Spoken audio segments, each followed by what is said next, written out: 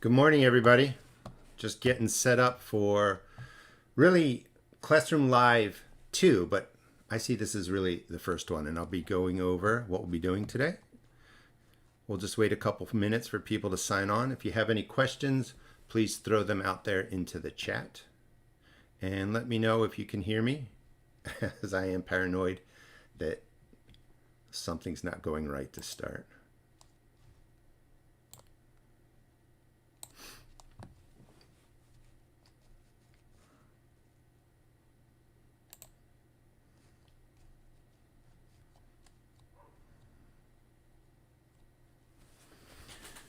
How's everybody doing?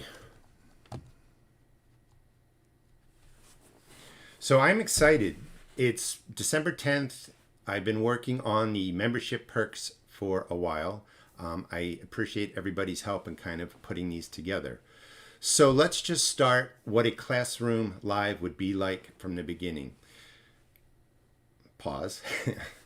So Classroom Live is really a perk membership that you can get off of my YouTube channel. It is the second level perk, and it's designed really, all of my perks are designed to teach, and they limit the chat room basically. So you're basically paying to be a student, so to speak, in a limited chat room, and all the stuff that I design around perks, you can ask questions, I stay on, answer your questions, and we'll be able to do this throughout the year.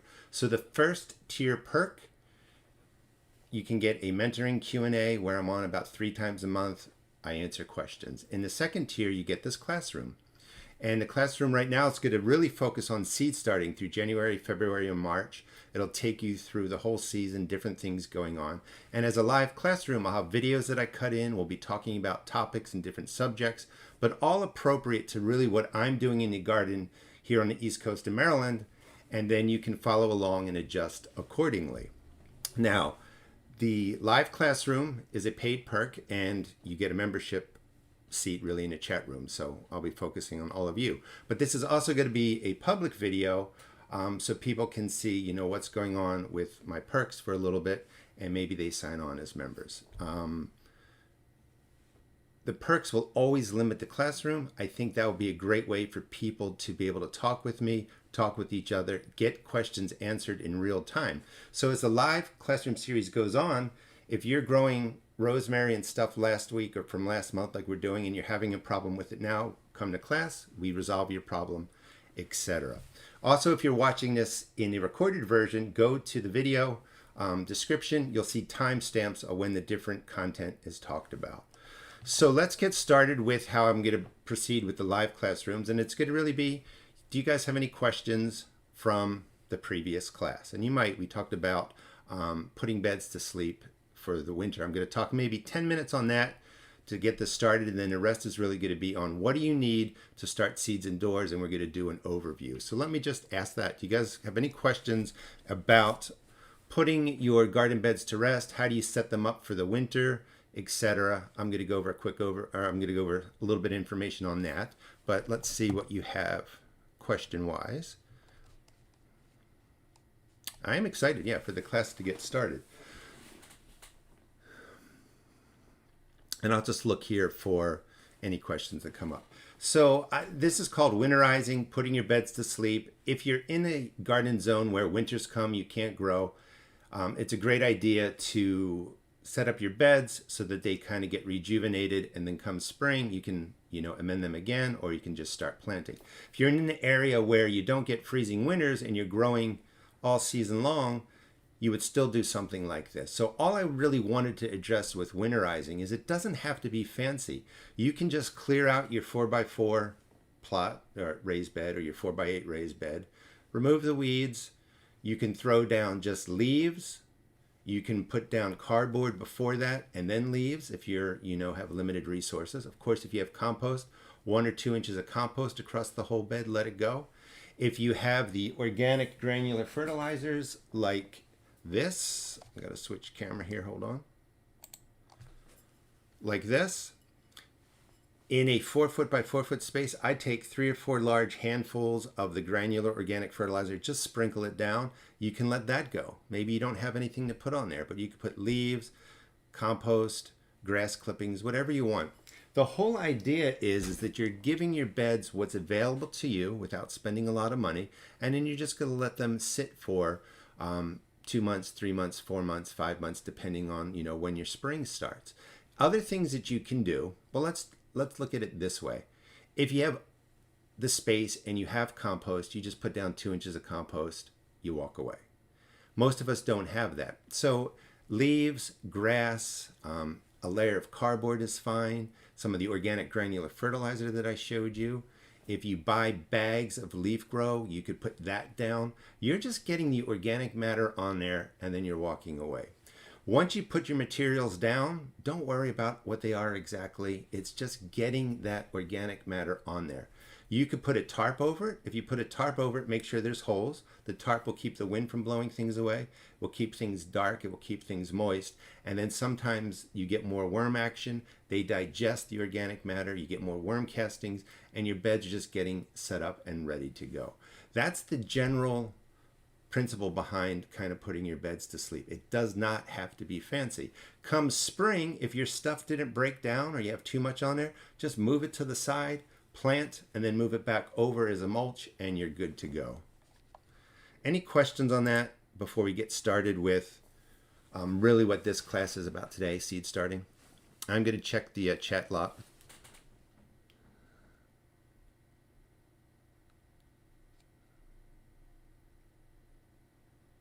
We'll talk about when to start the seeds indoors, two gals, with respect to kind of getting that timing down for how long they're growing indoors. We'll be talking a lot about when to start the seeds indoors, because you don't want them growing so long that some of them start to flower or fruit, or they become root bound and they become stressed and stuff like that. We're going to really work on the timing of moving them from inside to the outside.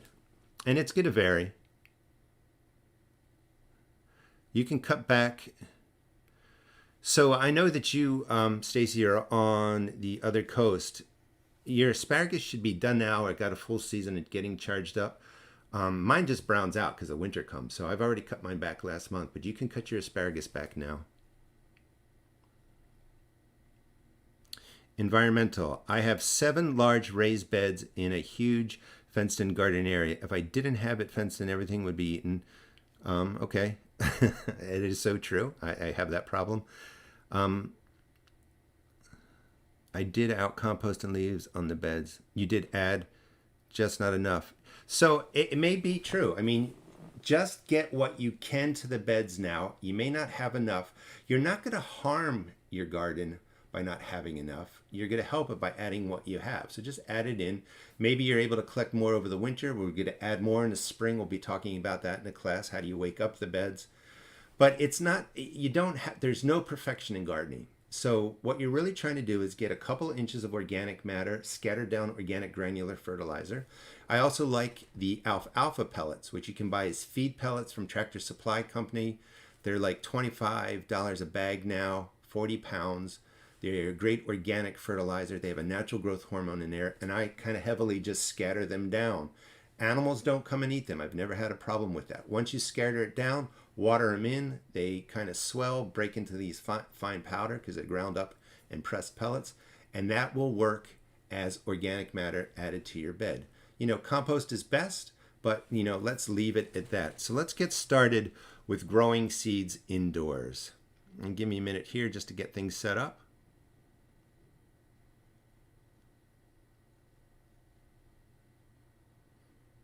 Yeah, and we'll end too with two gals, VT Homestead with Gail. Or maybe I should just say Gail, if I'm assuming I'm talking with Gail. Or if not, let me know who I'm talking with. There are going to be complications that happen when you're seed starting that we can't control. And part of what we'll be doing is starting early enough that if there's a problem, we'll also be doing backup plants, and I'll teach you how to have kind of a little bit of a surplus so that you can deal with emergencies. All right, so seed starting indoors. I have a bunch of stuff around me. I have extra cameras set up. We're going to go over the basic ingredients, sort of to speak. I don't know, what is that phrase? We're going to go over the basic ingredients of setting up a grow light station.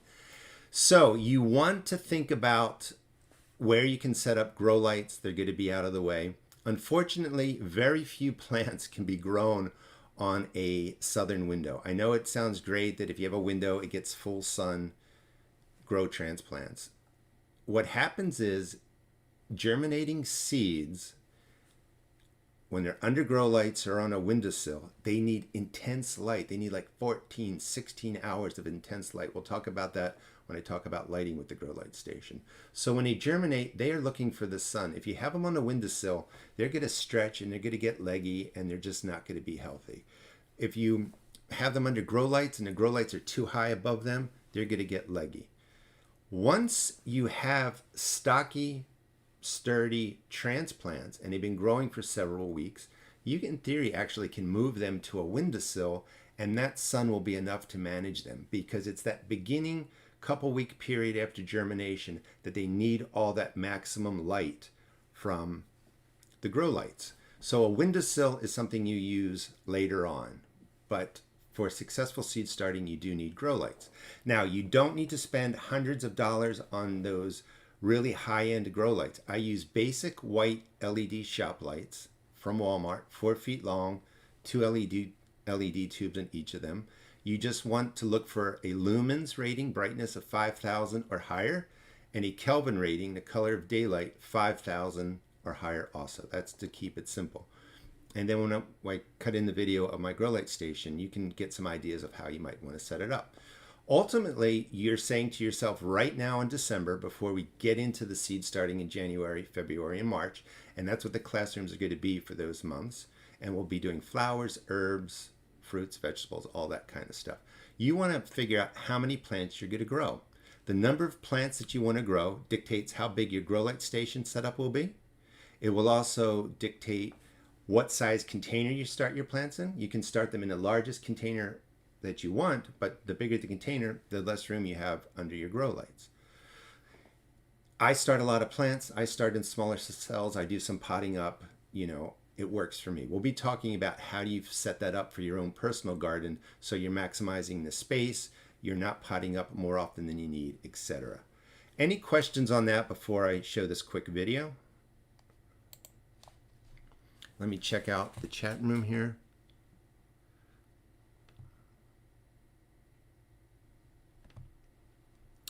And again, I encourage you guys to get to know each other, where your gardens are, and you can become garden support people for each other. I know a lot because I've been doing this for a long time, but I don't know everything. I still learn every day. I learn from people that are here today. I learn from other YouTube videos and stuff like that. That's the beauty of gardening. There's always something new to learn.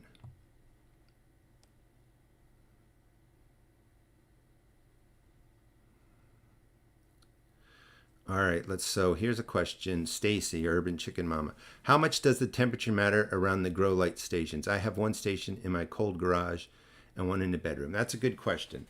So most of your seeds are going to germinate best between 65 degrees Fahrenheit and 75 degrees Fahrenheit. The warmer it is, the faster they germinate. The problem is your cool weather crops will like your garage because they want to germinate in 50, 60 degrees surrounding temperature and root temperature too. So your starting mix will really become the temperature of your house or your garage. When you have the cool weather crops germinating in soil that's 65, 70, 75 degrees Fahrenheit, they will get tall and leggy, not because they're lacking light, but because it's so warm, they're growing really fast and they want to flower and bolt. So your garage is more beneficial to the cool weather crops. When you get to tomatoes and peppers that like the warmer weather, like peppers may germinate in 5 to 15 days, 65 degrees Fahrenheit to 75 degrees Fahrenheit. In temperatures that are under 65 in the 50s, they could take 3 weeks or 4 weeks to germinate. So it's really dependent on what type of crop you're seed starting. When I show this video, you're going to see a heat mat. You can use a heat mat in a colder environment like a garage. For the warm weather crops, you can leave the cool weather crops by themselves and it will all work out.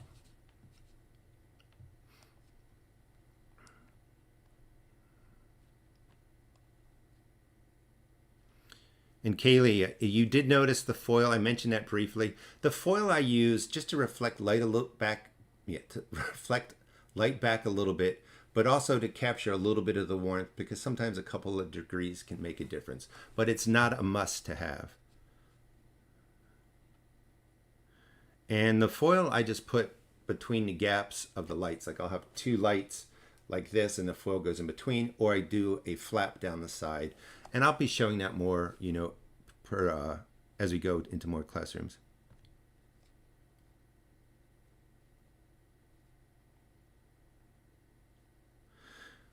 All right, and then Queen has an idea. That's probably best suited for the tier 1 perks, the gardening, mentoring, Q&A, and planning, where we're doing more of a discussion.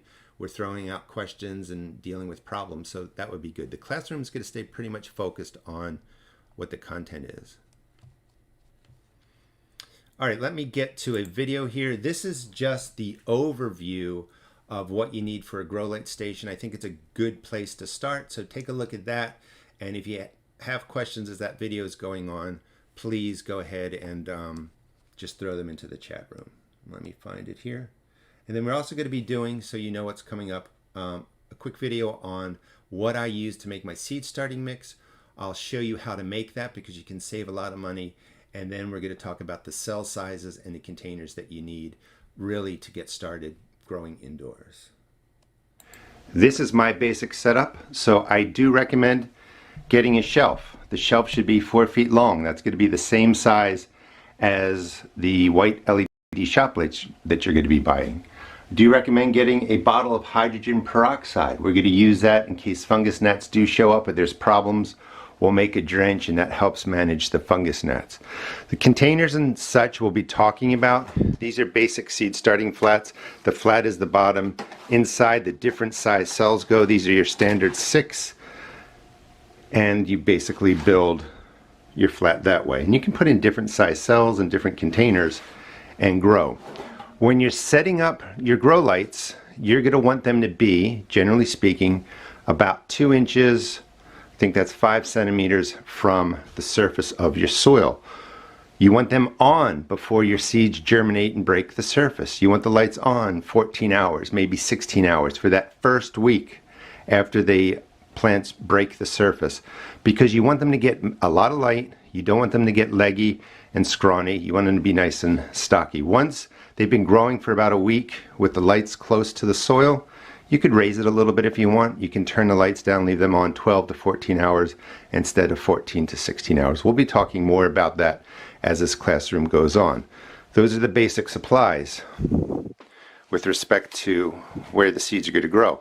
Shop lights, white LEDs, I have lots of videos on them. Just look up grow lights on my station, but these are, or on my channel, white LED shop lights, 5,000 lumens or higher, 5,000 Kelvin or higher.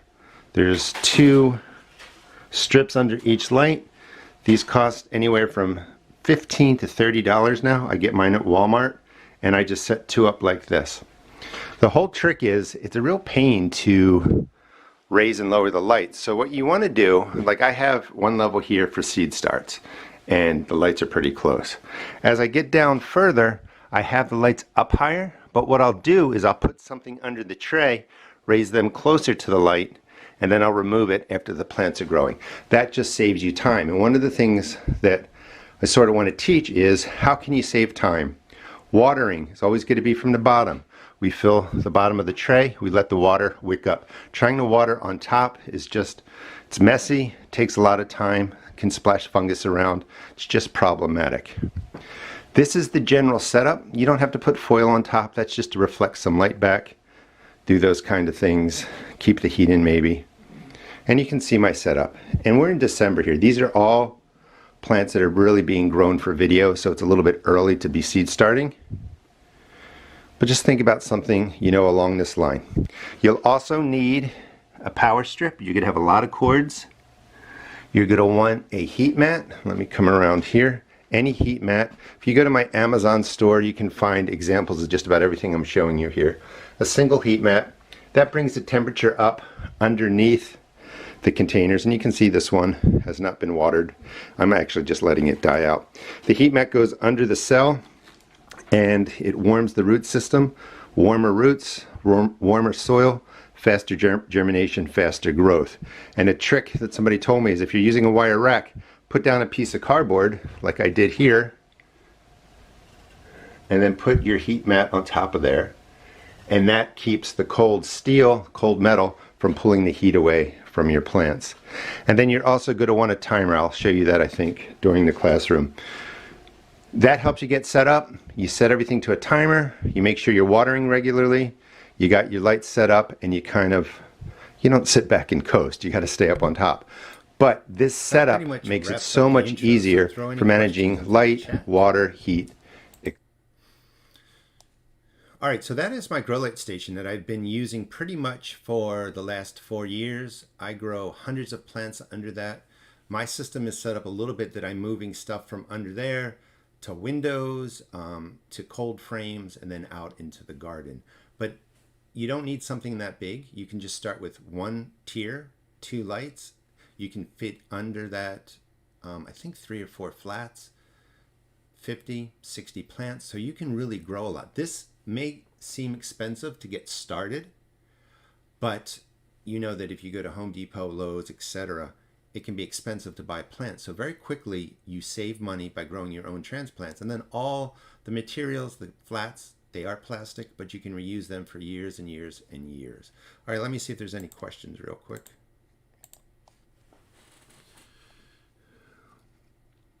Cinnamon does help with fungus gnats. I'll be talking about that shortly. Boiling water in your seed starting mix to hydrate it will kill off fungus gnat eggs, and you are not going to have to worry about them.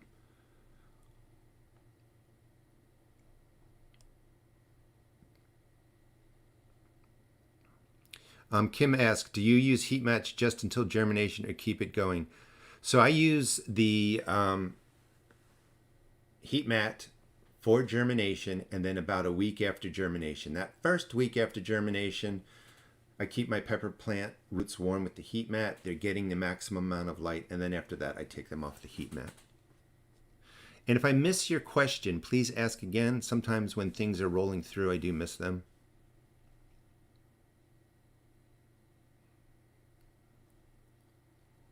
Basil seeds, I mean, basil seeds don't need heat for germination. You know, if your garage is under 60 degrees, they'd probably just take longer to germinate. Never hurts to put something on a heat mat.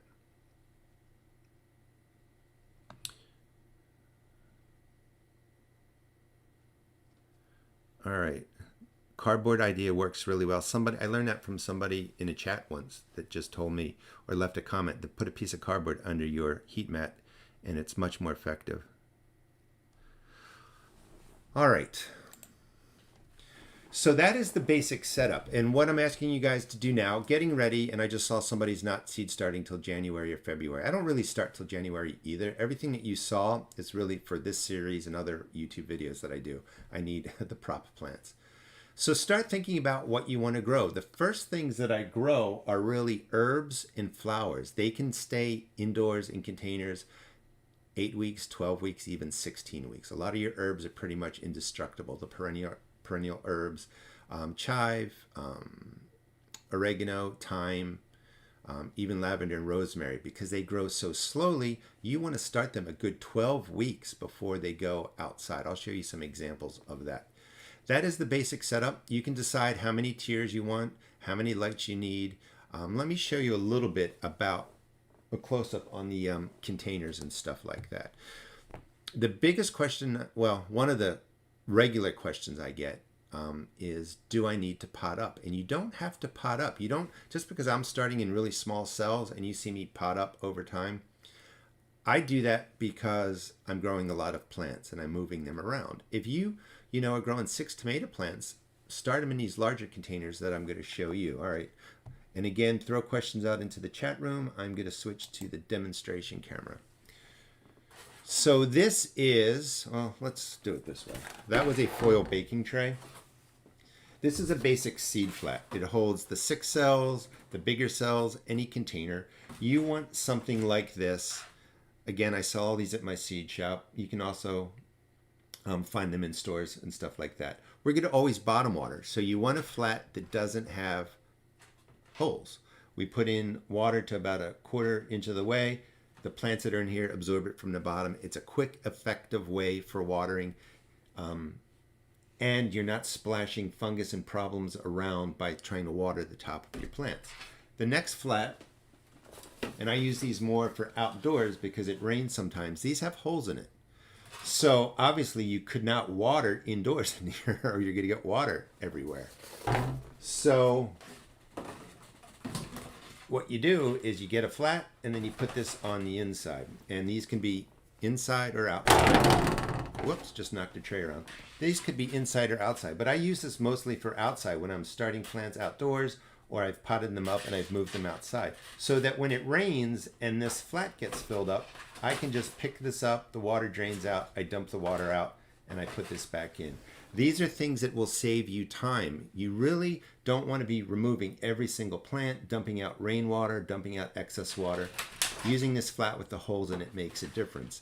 And time is really important because a lot of us are still, during the day, we're still working through whatever. We're still working.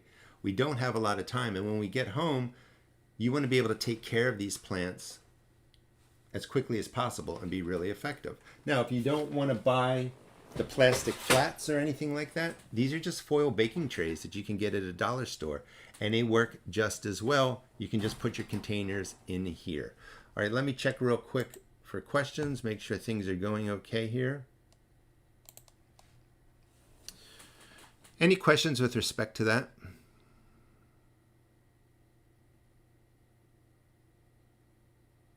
I'm just reading the questions here.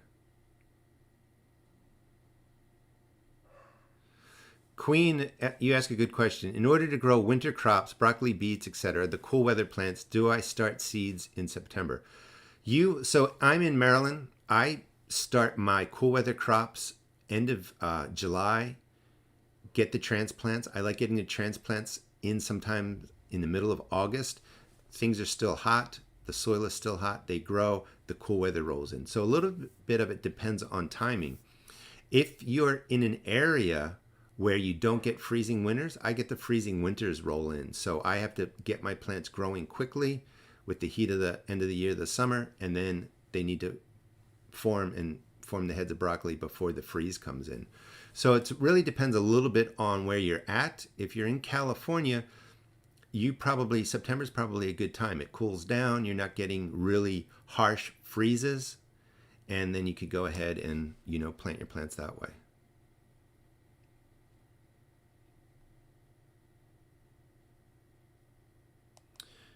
Okay, here's a question. Environmental. I used to keep 2 zipper plastic greenhouses in my dining room because of the 6 cats. Yep. Now I just have containers and a metal shelf. Any idea of suncloth would keep cats out? I'm thinking.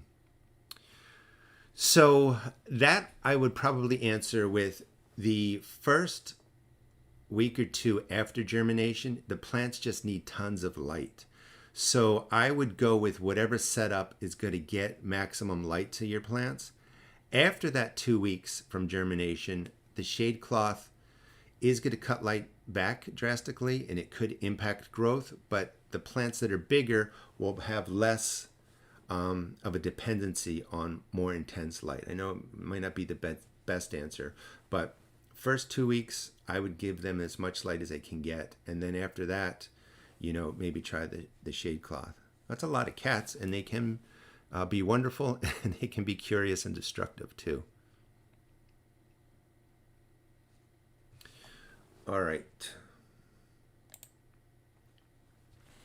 So these are, let me get back to that demonstration camera. So this is basically the flat where you're putting all of your plants, and you can use whatever you have. To populate a flat, let me get this one back. To populate a flat, you're going to put in these different cells. This is your standard 6 cell. I'll show you some growing examples. If you put tomatoes or peppers in here, they're going to have to be transplanted pretty quickly, like about 4 weeks after growth, because the roots get root bound in there. They have to go to a bigger container. The whole goal is you want to develop outstanding transplants that aren't stressed. And root stress is the biggest stress for your transplants that are grown indoor because they just don't have a lot of space. So then these are fine. You know, you could start a bunch of your tomatoes this way. You know, they get a couple inches tall. Maybe then they go right outside into your garden. We have, again, the basic standard 6 cells. I like these. These are a bit larger, more cell or more soil space. And instead of getting 6 plants in there, obviously you only get 4. But you can hold your tomatoes and peppers in here much longer, your other crops in here longer. You might not even have to pot up, just depending on what you're growing. And I can't give you a list of what plant goes into what, because it's going to vary on kind of what we're doing with it. You can get to something like this. I'll show you more examples when I take out the plants that are growing. And you know, anything can stay in here until it's ready to go out into the ground. And obviously you'd have 1, 2, 3. You're going to have fewer plants, but you're not going to have to pot up. After we go over this, I'm also going to show you how to make a seed starting mix. I'll talk about the ratios. If you don't like using plastic, we sell these at our seed shop. These are quart root pouches. These are made out of recycled plastic bottles that you would find, you know, floating in our oceans and beaches. And they're a quart. You just fill them with starting mix. They are larger. I pot up into here a lot. I grow in these when I'm doing transplants outdoors when the weather's a little bit warmer. And they're just wonderful. Plenty of soil, great root growth. And then, you know, you just shake them off, fold them up, put them away, or you can recycle them. And you're reusing plastic here. You're reusing or repurposing, recycling plastic that would otherwise be in landfills. So those are the basic setups. And there are larger ones. Like I have larger cells that you'll see in a video in a second that are twice as big as this. You can really find what you need. If you don't want to spend the money on these, yogurt containers, plastic water bottles, cut off the tops. You just want to make sure you always have holes in the bottom. We're always good at bottom water. And one of the biggest problems that people have starting seeds indoors, we'll be talking about that in future classrooms, is they overwater and can't figure out the watering, and it causes a problem. A lot of plants don't like to sit in soaking starting mix. It causes problems. All right, let me come back. Any questions with respect to that? And you can see as you're thinking about what you want to grow for the year with respect to transplants. And remember, we're going to do flowers, perennial flowers, because that'll save you a lot of money. They'll come back year after year. We'll do annual flowers. Those will bring in pollinators and things that your garden needs. They're beautiful to look at. We'll also do herbs, we'll do vegetables, and maybe some fruits too. So we're going to do all of them. But you're really thinking about how much do I really need to grow indoors to fill my garden? Let me buzz over to the chat room again real quick.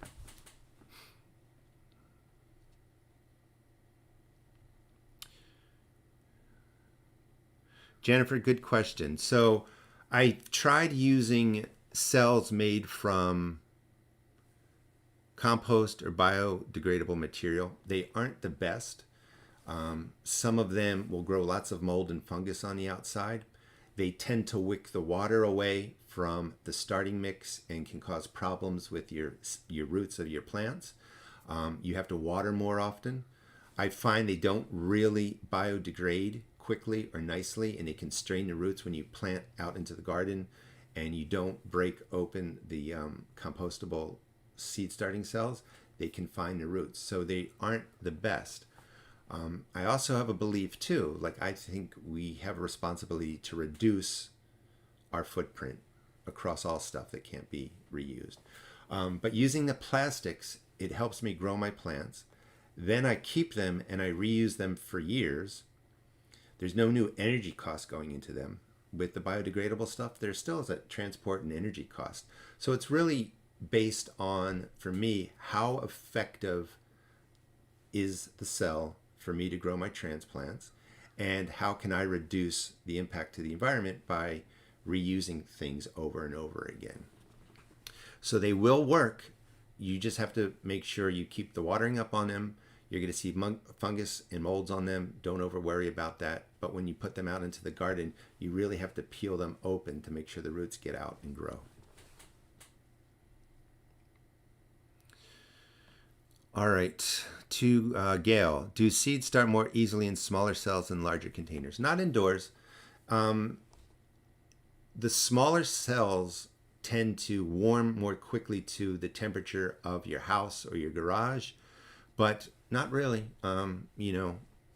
Because there's just not a lot of material in either one, they germinate pretty quickly. Heat is the biggest issue for speed of germination, is the soil temperature, basically.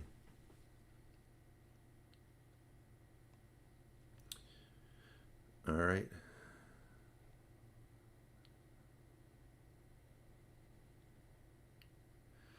Queen, you cut a few branches of.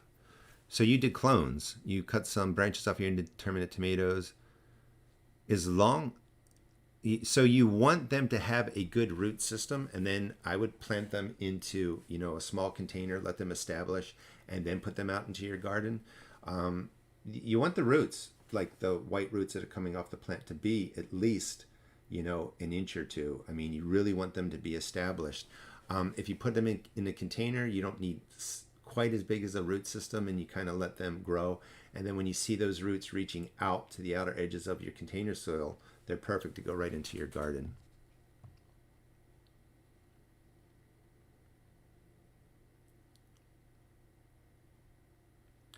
All right, so let me get back to the class. All right, so we have the basic containers, and you can now, so in January, let me put this down. In January, we're going to start growing perennial flowers. We'll start growing herbs. We'll grow some other things. So you want to be thinking about what materials you need for January. And in January, we'll probably do one classroom, maybe two. I'm going to be traveling then. We'll be doing 2 in February, 2 in March, and then 2 for really pretty much the rest of the season, every 2 weeks. Again, the classroom live, which we're doing now, is on the second tier of the perk memberships. As we're growing in this class, if you buy the second tier, you also get the first tier. Whatever we're growing here in the classroom or whatever we're doing here in the classroom, bring your questions to the mentoring Q&A that's the tier 1. I'll be doing that 2 or 3 times a month. So between both of these, the classroom and the mentoring Q&A, we'll have plenty of time to talk, solve your problems. I also want to talk about success. It's really important that we're not always worried about what's failing in our garden or what's not working. We got to fix the problem.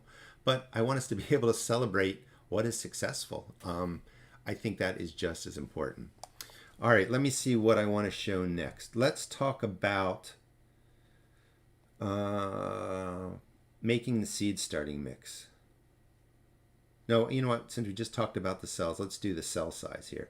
So here's a quick video showing you some of the plants that I'm growing in different containers.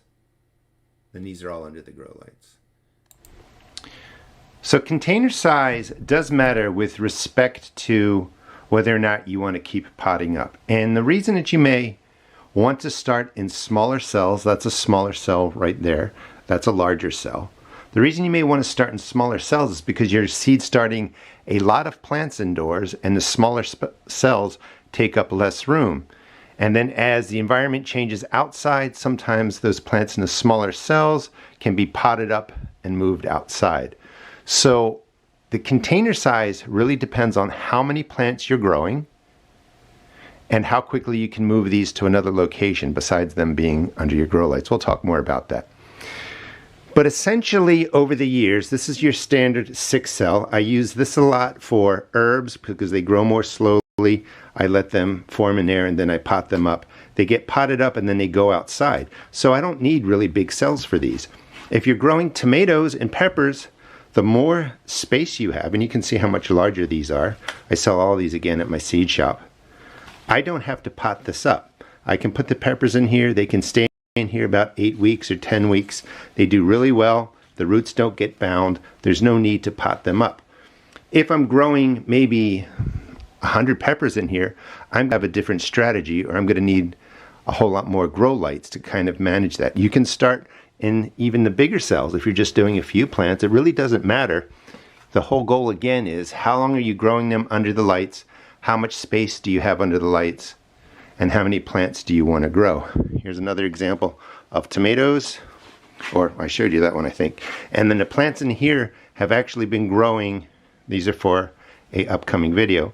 They were put in on October 24th, so these have grown after germination about 6 weeks, and they look really healthy. The other thing I'll be talking about in this series is how long do you want these growing indoors before they go outside. And the whole key is going to be the soil temperature outside. It's not really the size of the plants, but it's your soil temperature when you're moving the transplants outdoors. So those plants again are for props for videos like this, and actually some of them are tiny Tims. I'm going to be growing tiny Tim dwarf type tomatoes for fruit tomatoes under the grow lights. So I'll be doing a whole series on that. So again, I'm going to keep stressing because this is a class, and I again want to thank all of you for doing the membership for my channel. My goal is really to help you problem solve around whatever's going on in your garden, but also to celebrate your successes, like I was saying before. So the chat is the closest way, a limited, group of people in the chat room is the best way that I can come up with to kind of do real-time teaching. If you like this, please leave a comment, please spread the word. And if you have suggestions, I've been taking suggestions for months to kind of build this up. I will work, with your ideas too. So those are the different cells. Bottom line, think about how much you want to start, how much you want to pot up, all that kind of stuff. And just to finish the container size, let me show you my plants. These are plants. Today is December 10th. These were all started. These are different herbs and flowers. These were all started on October 20th, grown under the grow lights. So these are the kind of plants, if you follow me in this series, that you'll be able to grow. So I just want to show you. These are all being grown in the 6-inch cells. This is sage. It's a perennial flower, beautiful flowers, culinary use. Sage grows really easily. This is oregano. This is the overseeding method, which I will teach you about, really healthy. So I have 6 plugs here. I can cut this back, just keep the roots growing. I don't have to worry about the green growth. As long as I have healthy roots, I can put this outside. These can take a frost, they can take a freeze. That's why I start them in smaller cells. But if you went to buy a mature oregano plant, in that container that's a little bit bigger at Home Depot or Lowe's, you're going to be paying, if you're lucky, $3 a plant, but $4 or $5 a plant. So in theory, you have $30 of plants right here that cost pennies to grow. We have purple coneflower, so we'll be doing flowers. These are Shasta daisies, more oregano, that's thyme. We have mint and rosemary in there. We have lavender. And if you do some quick math, there's about 30 plants in here. This is easily $150 worth of plants if you were to buy them when they're about this tall in those containers about this size at Home Depot.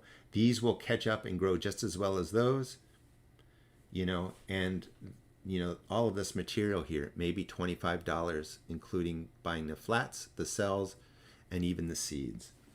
Okay, so let's start talking about seed starting mix. And I need to get some of this stuff out of the way, or it's going to fall over onto the floor. Throw me any questions you have with what we just talked about into the chat. And let me just clean this up while you guys are leaving questions.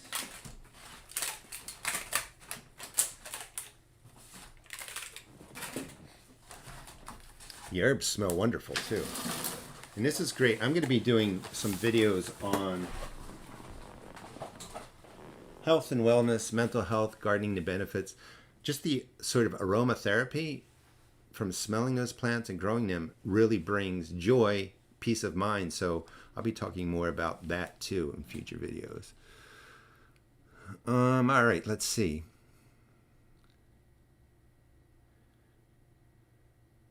Thank you, Kim, for saying you enjoy the format.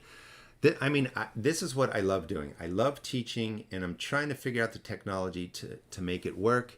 I like getting to know all of you and hearing about what's going on in your garden. So I think this is going to work out.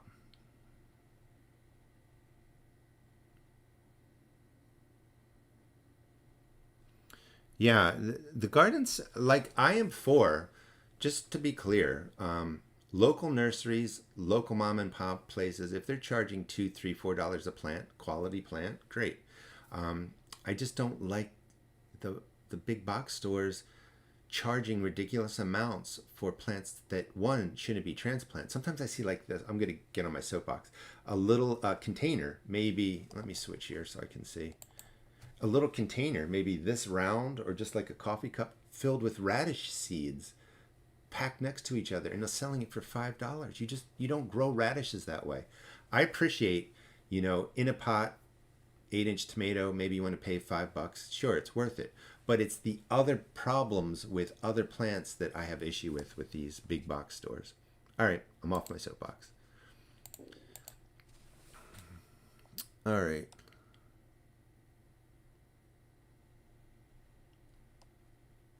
Check in here. Okay. So the basic setup, the basic cells, I showed you some of the stuff you can grow. We're going to progress. At the end of December, I will put out the next Tier 1 and Tier 2 perk memberships of the Classroom Times. You can always find them also by going to my YouTube channel, clicking the community tab, and just look for the post from me that says, lives and classrooms and basically all the scheduled videos for the month of January. I will always be putting them in there. Some people are having trouble getting alerts from YouTube. That's on their end, and that's been a problem for 10 years. Like I always have people saying, I can't find your videos, or they don't show up, or I can't ring the bell. That's not really on my end. But I will be putting the classes into the community tab of my YouTube. Cold pressed will congeal and it will get thick. You just put it into a cup of warm water, it'll, turn back to oil. You can use it. Don't put in the clumped oil into a gallon of water and try and mix it. It won't work. You're going to have to use the warm water to turn it back into a oil that you can mix in. I don't know how long it lasts, to answer your question. I know that it lasts for 2 seasons because I've used it through 2 seasons, and then I run out and then I have to get fresh stuff. And I'm always buying it in bulk so that I can sell it, etc. like that. So 2 seasons at the most, for sure. If it's being kept indoors, that's probably better. But don't be surprised if it thickens up. That's just the nature of the beast. It's not a hydrophobic extract. There's nothing added to it. It's just pure neem oil from the plant.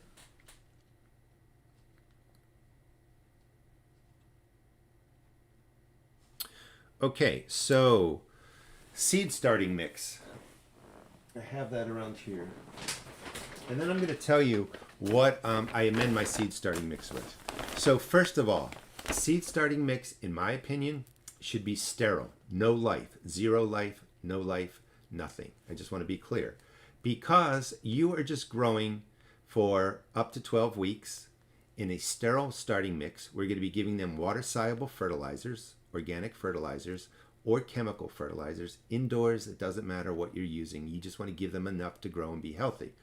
We get them outside. We go back to our organic ways of compost and just really focusing on better products that we can use in our garden. Again, chemical fertilizers don't harm your plants. They don't kill you, all that kind of stuff. I like the chemical fertilizers indoors because they give the plant everything. You greatly reduce the amount you're using, so it's just a little bit, and they don't smell. I have grown with fish emulsion, and it stinks. It works. Your organic fertilizers will create mold and fungus in your seed starting mix because there's no life, no soil life to really work with it. Not a problem for the plants, it's just not attractive.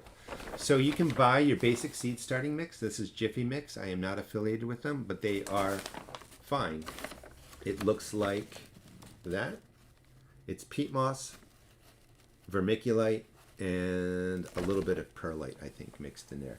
It can be expensive. This is 8 quarts or 12 quarts. I don't know what it is, but it can cost you anywhere from $6 to $12 depending when you buy. This will only take care of 2 flats, the 2 flats that I showed you, so it can get really expensive. The best way to save money is to make your own. Now, when you make your own, you're going to have to put out more money to begin with, because you're going to buy I can't remember, but it's a huge bag as big as my head and body of like vermiculite, perlite, 3 cubic feet pressed of peat moss. And it may cost you, things are kind of messed up with COVID and shipping and all that, the shipping shortage and problems and stuff like that.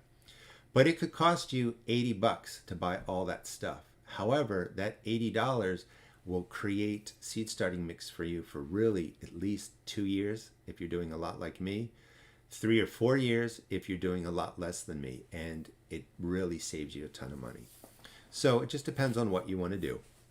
Let me show you the video on how I make mine, and then we're going to do a live demonstration on how to make it. And again, leave your questions right in the chat. Just looking for the video. Now remember, I recommend a sterile seed starting mix. I'm not worried about soil life in my seed starts. I just don't want anything in there. The worm castings or water soluble fertilizers will take care of your plants. When you get outside, they'll get soil life and all that kind of stuff. That is peat moss. You could substitute it with cocoa coir if you want. I like the peat-based product better. I think it works a little bit more effectively than just cocoa coir.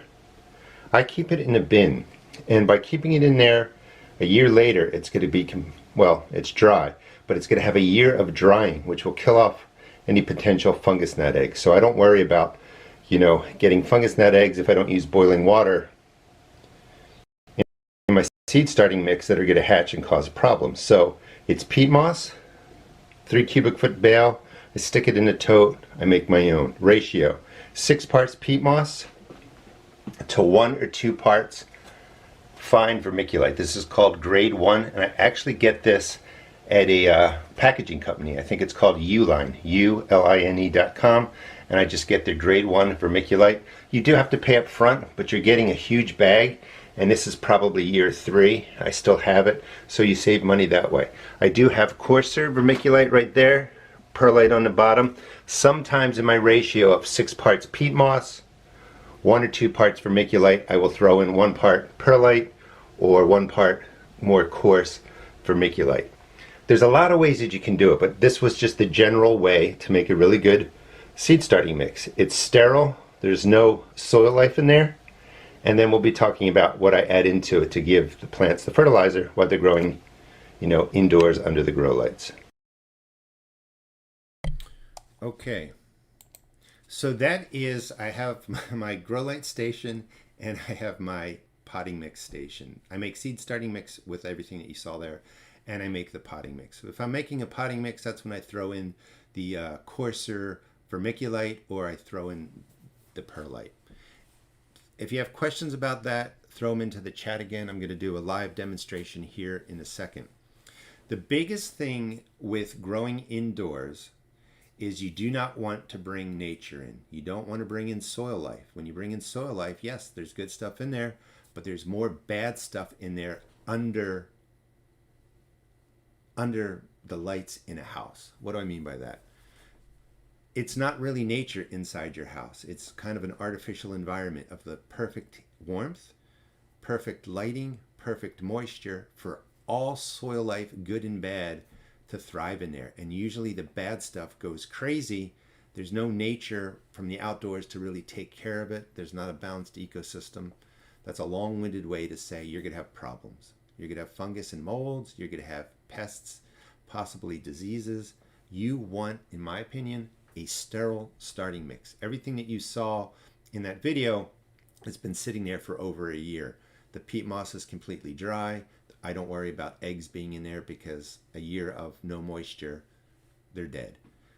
I want the sterile mix. If you bring in some, say, compost indoors, we'll talk a little bit about how you add nutrients back into the starting mix at the end of today's classroom.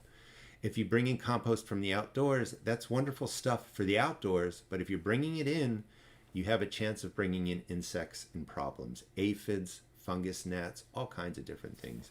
And that's really up to you. If you're growing in a greenhouse and you're outdoors, using the stuff outdoors in a greenhouse can still cause problems, but in the house it's just terrible. If you've ever had fungus gnats, they just go crazy. They infest everything. All they have to eat are your plants, the plant roots, and it's just a mess. So I think that I made it clear that I think a sterile mix is the best. If you're buying the Jiffy mix or any kind of seed starting mix, it has a little bit of moisture in there. Put it into a container. This is the container I use. I pour in 1 or 2 bags of the starting mix depending on the size, and then I pour in boiling water. I make sure it's fully saturated with boiling water. I then press it down, I put the lid on it, and I let it sit, for an hour. That will kill off the fungus gnats. I usually do it the day before, just in case I accidentally oversaturate it, and then I have time for it to kind of be ready to be used in the seed starting cells. All right, when you do that, yes, you are killing off soil life. There's no nutrients in there. We'll get to that in a second. Let me switch over to the chat. Any questions? Reading through here.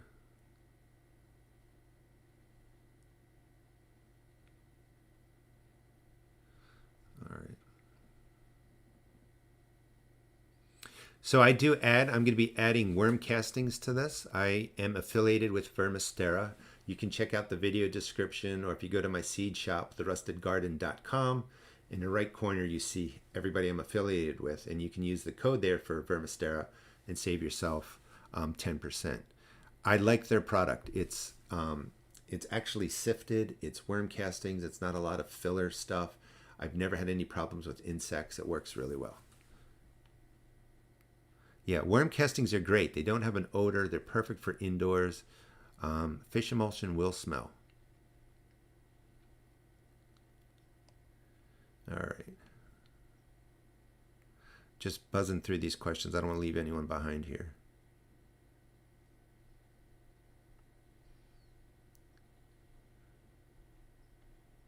All right. Worm tea works good too indoors. All right, here's the demonstration. So, the peat moss that you just saw, the very fine vermiculite that I bought at Uline, back then when I bought it was like, I think $30 or $35 for a huge bag. And this is perlite that I use for my potting up mix. So it's a 6-to-1 ratio. Whenever you're doing ratios, it's just a matter of the container. This is a container. As long as you use the same container to measure the peat, the vermiculite, and the perlite, it's called an equal part. And you don't have to, if you're making a ton of starting mix, you don't want to use a container this small. You could use something larger. You just want to measure it with the same container every time. So this is 6 parts peat, 1 part vermiculite. You could do 2 parts vermiculite if you want. And then the perlite I add in later. This is completely dry, and you'll see that when we mix it together, there's a lot of dust. This is a basic seed starting mix. Let me add in some water. If this was not something that sat in my house for a year, I would be pouring boiling water in there. But because I've let it sit and dry, I'm fine with using tap water. And that makes a pretty simple seed starting mix that's really, really inexpensive. And if you hold it up close, it looks pretty good. Let me take my dirty hand here and find, where did I put it? This is the seed starting mix from Jiffy. Now when I put it down, it's lighter. All that has is a little more vermiculite in it. So I could put another, because I only used 1 part vermiculite in there, I could put in another thing of vermiculite. So it'd be 6 parts peat, 2 parts vermiculite, and I'm going to have pretty much the Jiffy mix recipe. And this works really well. If I were to add in, so this is the same size container, I'm just going to do a half. I might add, let's do a little more, a half part perlite or half part of the coarser vermiculite. And this makes a really nice seed starting mix. This looks like something you would buy. If I'm going to a potting mix where it's going to be outside and it's going to be raining and stuff, I may put in some more perlite just to loosen it up more. Keep the air pockets in the seed starting mix or in a potting up mix. But even this is fine. You know, you don't have to get into like making specific potting mixes or specific starting mixes. If this is something that you like, ratio-wise, it was 6 parts perlite. You can substitute that with cocoa coir or a combination of, I'm sorry, let me start over. It was 6 parts peat moss. You can substitute the peat moss with finely ground up cocoa coir or a combination, but it's 6 parts peat, 1 part vermiculite. You could use 2 parts of the very fine vermiculite, and then 1 part perlite. And I think this looks wonderful. All right, any questions on that? This, again, costs a lot of money to get all the components in bulk form, but you just save so much money in the long run. So let me clean off my hand here so I can touch all the keyboards and stuff. So Queen says, can we access this recording once we're done? Yeah. So this classroom is a perk membership, and it's always going to be limited to perk members for the chat, so that it's a limited number of people. I will answer all your questions. The videos, the classroom's almost done, but I will stay on for another 10 minutes answering your questions. So that's the perk. This is going to be released publicly, so people can watch it and, you know, use it for what they want, but they're not going to be able to be involved in the chat. They're not going to get the one-on-one sort of attention. But to answer your question, Queen, any of the perk membership videos that stay private, you can watch as many times as you want. Some of them may be turned public. You can watch them, again, anytime you want. So you're never going to have to kind of watch this and take notes. You can take notes, but you can watch this many times. All right, I am just checking for questions here.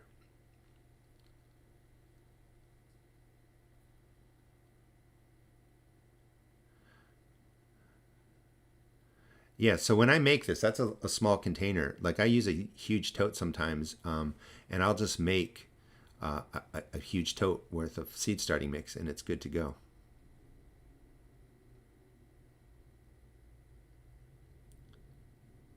Okay, so let me switch back here.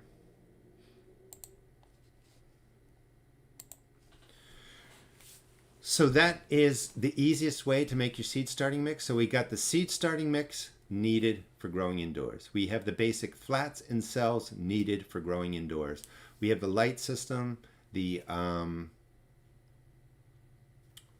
hate getting old because then you forget stuff. We have the lighting system, everything you need to grow under the lights.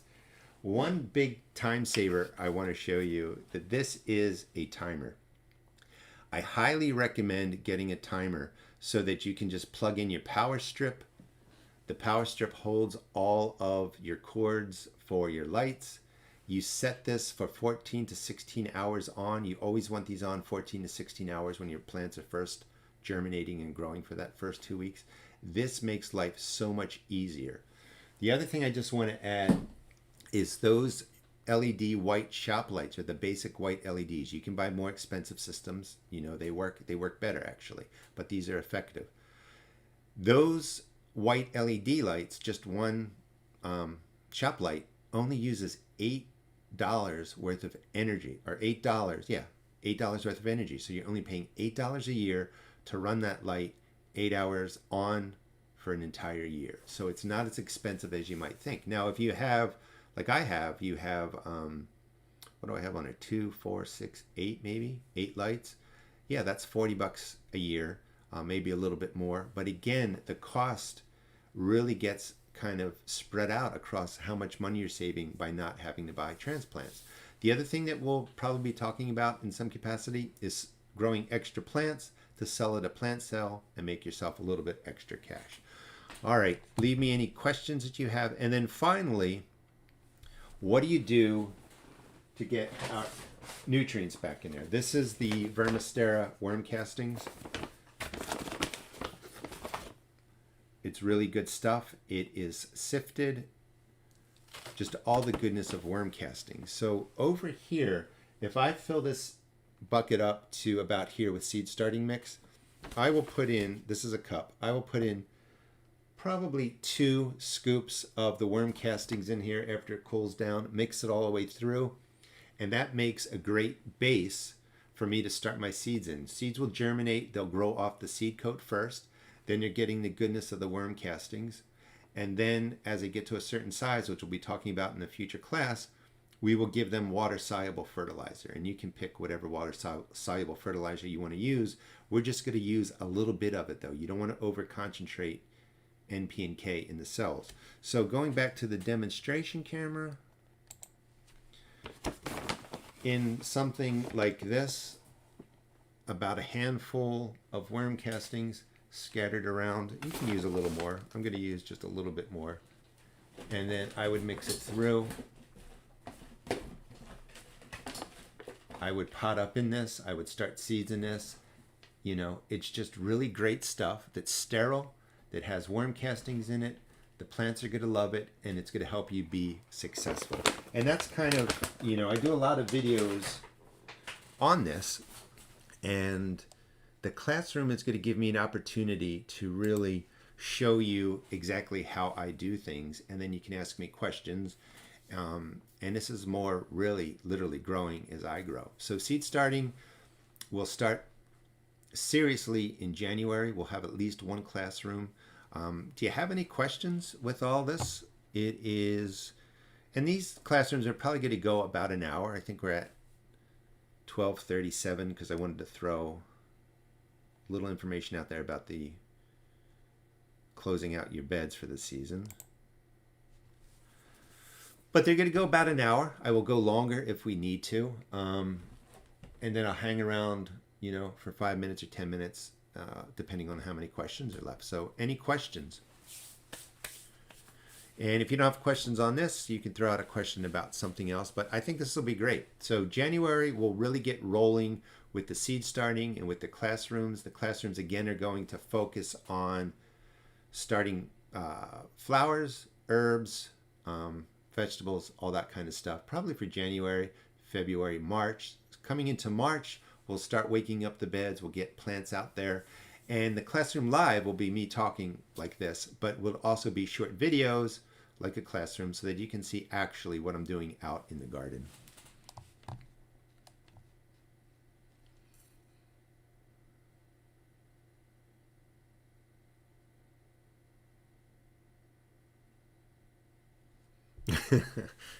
The old thing is getting old. It's getting a little bit worse every year. Not terrible, but you know, luckily I can remember how my brain used to work, so that's always a good sign. Gail, I don't know if you are asking this before or after I just did the video with worm castings, but I put the worm castings in as soon as the soil cools down. So if I use boiling water, you know, 2 hours later I throw it in there. It really doesn't matter. I like the vermistera because it's aged actually for like 7 years. It's sifted. It's just good quality of stuff. There might be some microbes in there, but there are no insect issues. Sometimes when you buy worm castings in other places, it has castings, but it's also worm compost. And in the compost, there are other problems. So whatever worm castings you buy, just buy from a company you trust, because you don't want to be throwing that into your sterile mix, but then you're throwing in some insects or problems that you don't want in there. All right.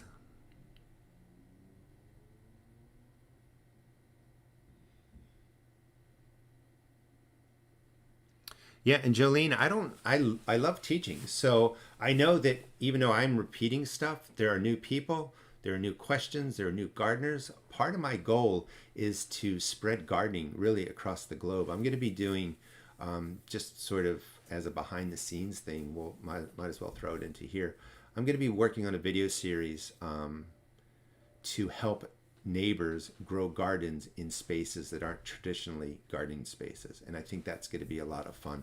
I'll talk more about that in a specific video just for the perk membership. Since this is going to be public, I'll hold off on that. But I love teaching, and I just want to spread the word.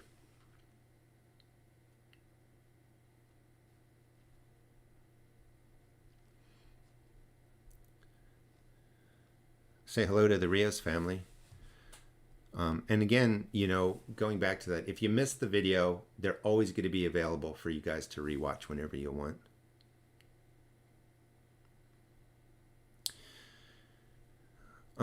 Stacy, that's a good question. So I know that when I was doing vermicomposting, when I was doing worm composting, I would get black flies in there, and they're harmless. They don't cause any problem. But I was getting insects in there. So if you're harvesting the castings after they've been processed, there's always risk that there's something in there. Now, you can let them dry, you know, you can pasteurize them, you know, if you want in an oven and stuff like that. It does kill out the beneficial microbes and stuff that you'd want out in your main garden. But the nutrients and all that stuff is still in there for indoor seed starting. So I don't know for sure whether or not it would be a problem. It just depends on what gets mixed into your process. You know, if you have no insects in there to start and they don't show up, then you're fine.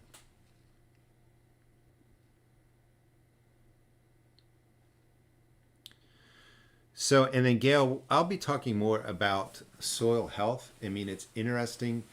To me, I've been learning more about that. I think I was kind of behind the curve of really pushing people to start compost, start leaf compost, leaf mold, and all that kind of stuff. That organic matter is what your soil needs for the soil life to thrive. This organic granular fertilizer, let me switch cameras. It's organic, but this does not really support your soil life at all. This feeds microbes a little bit, gets to your plant. It's great for your plants, but it's that organic matter that comes from compost, leaf mold, you know, decaying plants that makes a difference. All right, I think we're going to wrap up here. Please certainly like the video, spread the word.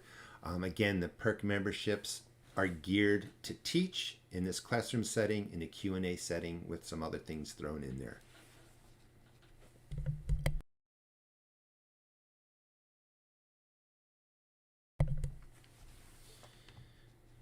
And I guess to end too, if you want to go to my YouTube channel, go to the community tab. I will put something up there. It'll just say like classrooms or whatever. Throw out some of the plants you might want me to seed start in January, and I'll see if I can work them into what's going on. All right, see you guys. Have a great weekend, and I will talk with you guys again soon. I think the next Q&A, I don't even, could it be tomorrow already? I don't know if it's tomorrow, but whenever the next Q&A is, I will see you then. Thanks so much.